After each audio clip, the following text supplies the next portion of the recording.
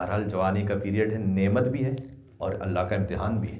اصحاب کہف جوان تھے، ان کا تعارف قرآن نے کروایا کہ وہ جوان تھے۔ اصحاب کہف وہ ہیں کہ جو امام زمانہ کے لشکر میں شامل ہوں گے۔ اگر آپ اصحاب کہف کی طرح جوان ہیں، اس کا مطلب یہ ہے کہ انشاءاللہ امید ہے کہ ہم زمانے کے امام کے لشکر میں شامل ہوں گے۔ تو ایک طرف سے امتحان بھی ہے۔ مولا علی مرتضیٰ کا یہ فرمان بار بار یاد آتا ہے۔ مولا فرماتے ہیں نشہ بھی جو ہے نا 4 طرح کا ہوتا ہے۔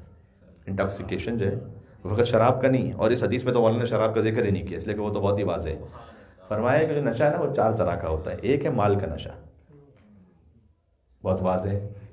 دوسرا ہے علم کا نشہ، وہ بھی ایک نشہ ہے۔ یعنی اگر کوئی علم پر غرور کرتے متکبر ہو جائے، خاضع و خاشع نہ بنے، تو یہ علم کا نشہ ہے۔ جب علم کے نشے میں انسان آتا ہے تو اپنے آپ کو سب سے بڑھ کر سمجھتا ہے، سب کو سب سے کمتر سمجھتا ہے، سب مجھ سے کم ہے۔ فرمایا ایک ہے مال کا نشہ، ایک ہے اللہ اکبر علم کا نشہ، تیسرا ہے تعریف کا نشہ۔ اگر بار بار بہت زیادہ اپریسیشن ہو رہی ہے تو اس میں بھی ایک نشہ آ جاتا ہے۔ اور چوتھا ہے جوانی کا نشہ۔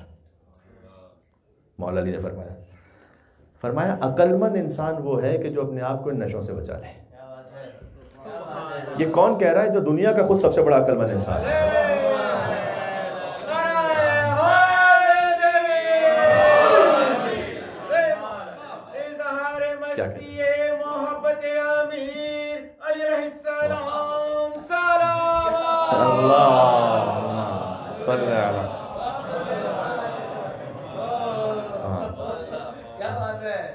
یہ اذانیں تو نمازی کو جگاتی ہیں بلال، ہاں اذانوں کو علی اکبر نے جگا رکھا۔ تو مولا نے فرمایا کہ اپنے آپ کو نشوں سے دور رکھو۔ سب سے عقل مند انسان وہ ہے کہ جو اپنے آپ کو نشوں سے دور رکھے، چاہے مال کا نشہ، علم کا نشہ، تعریف کا نشہ، جوانی کا نشہ۔ اور میں نے عرض کیا کہ یہ وہ کہہ رہا ہے کہ اس سے بڑھ کر تاریخ انسانیت میں، اس کائنات میں کوئی عقل مند انسان آیا نہیں کبھی۔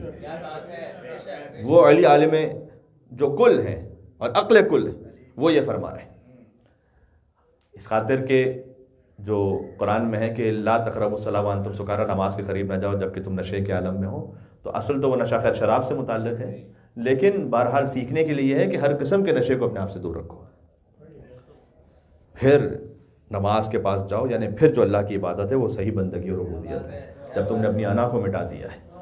ہاں، کیونکہ علم بھی حجاب اکبر بن جائے گا اگر یہ انا بن جائے انسان کی۔